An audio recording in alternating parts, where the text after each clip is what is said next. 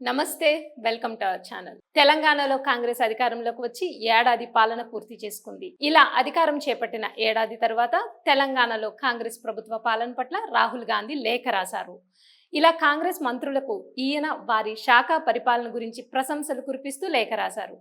ఈ క్రమంలోనే బీసీ సంక్షేమ రవాణా శాఖ మంత్రి పొన్నం ప్రభాకర్ గారిని స్పెషల్ గా మెచ్చుకున్నారు రాహుల్ గాంధీ. పొన్నం ప్రభాకర్ గౌడ్ తెలంగాణ రాష్ట్ర రాజకీయాల్లో కొత్తగా పరిచయం చేయాల్సిన అవసరం లేని పేరు.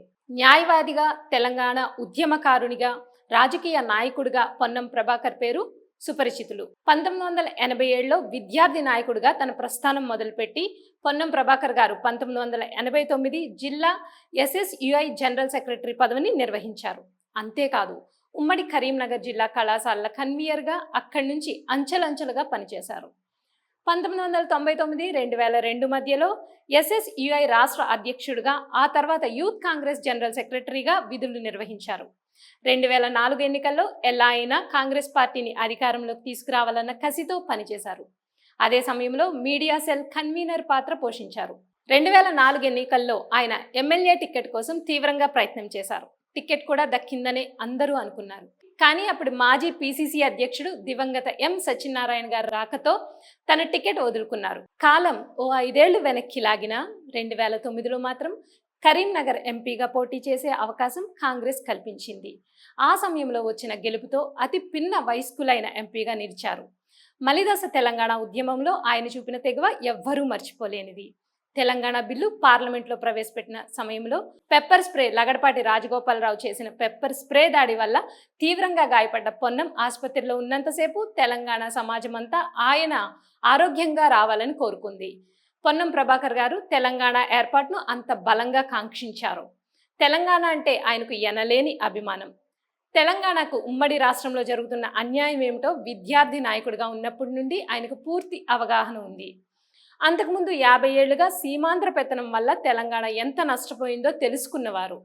అందుకే తెలంగాణ సీమాంధ్రం నుంచి విముక్తి కావాలని బలంగా కోరుకున్న నాయకుడు పొన్నం ప్రభాకర్ గారు. అందుకే తెలంగాణ ఆయన్ను ఎప్పుడు గుండెల్లోనే ఉంచుకుంది. 2010లో తెలంగాణ ఉవ్వెత్తున ఎగిసిపడుతున్న తరుణంలో ఆ పదవికి కూడా పొన్నం ప్రభాకర్ గారు రాజీనామా చేసి అధికార పార్టీ ఎంపీగా ఉండి కూడా ఉద్యమంలో కీలక భూమిక పోషించారు.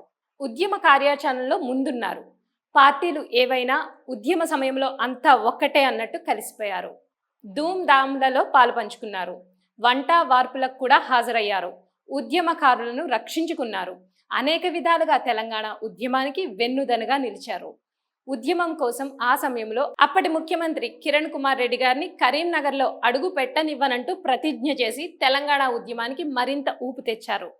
తెలంగాణ ఉద్యమం కోసం తన రాజకీయ భవిష్యత్తును కూడా లెక్క చేయలేదు. 10 ఏళ్ల తర్వాత ఆయన్ను మళ్లీ కాలం కలిసి వచ్చింది. త్యాగానికి గుర్తింపు దొరికింది. మంత్రిగా తెలంగాణకు సేవ చేసే అవకాశం వచ్చింది. 2023 ఎన్నికల్లో ఎమ్మెల్యేగా గెలిచి తెలంగాణ అసెంబ్లీలో అడుగుపెట్టారు. వచ్చి రాగానే మొన్నటికి మొన్న మత్తు పదార్థాలు తీసుకునే రాజకీయ, సినీ ప్రముఖులు ఎవ్వరూ చట్టం నుంచి తప్పించుకోలేరు. సినీ ప్రముఖుల డ్రగ్స్ కేసులో ఎంత పెద్దవారు ఉన్నా వదిలేది లేదు అంటూ డేరింగ్ వ్యాఖ్యలు చేసి తన దూకుడు ఎలా ఉంటుందో మరోసారి శాంపిల్ చూపించారు. అధికారం చేపట్టి సంవత్సరం తిరగకముందే పనితీరులో దూసుకుపోతున్నందుకు రాహుల్ గాంధీ ప్రశంసలతో లేఖ రాయడంతో పొన్నం ప్రభాకర్ గారి అభిమానులు ఆనందంలో ఉన్నారు. రాష్ట్రంలోని కాంగ్రెస్ ప్రభుత్వాన్ని అభినందిస్తూ ఆ పార్టీ అగ్రనేత రాహుల్ గాంధీ బీసీ సంక్షేమ శాఖ మంత్రి పొన్నం ప్రభాకర్ కు లేఖ రాశారు. ఈ సందర్భంగా లేఖలో రవాణా, బీసీ సంక్షేమ శాఖలో చేపడుతున్న చర్యలు అభినందనీయం అంటూ పొన్నం ప్రభాకర్ గారిని మరీ మెచ్చుకున్నారు. రాహుల్ ప్రశంసలకు సమాధానంగా మంత్రి పొన్నం ట్విట్టర్ సామాజిక మాధ్యమంలో ట్వీట్ చేశారు.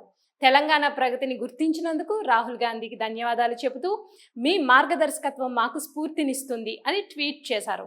మొత్తంగా నమ్మి టికెట్ ఇచ్చిన పార్టీకి అంతకన్నా నమ్మకంతో ప్రజలకు తానేమిటో మళ్ళీ ఒకసారి నిరూపించుకున్న పొన్నం ప్రభాకర్ గారిని మళ్ళీ ఒకసారి వార్తల్లో నిలబడ్డారు.